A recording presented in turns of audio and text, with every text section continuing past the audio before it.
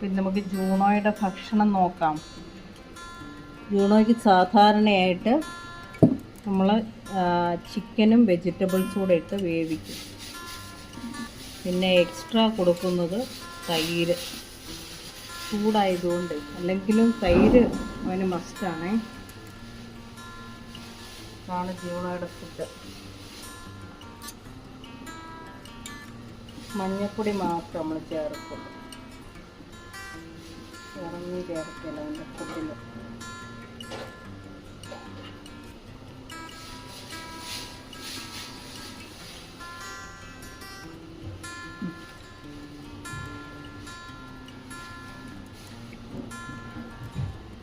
ഉച്ചയ്ക്ക് ഒരു നേരം, വൈകുന്നേരം കുറച്ച് അതിൻ്റെ മറ്റേ നമ്മൾ വാങ്ങിക്കുന്ന പെഡിഗ്രി പോലെ ഹാഫ് പ്ലേറ്റ്.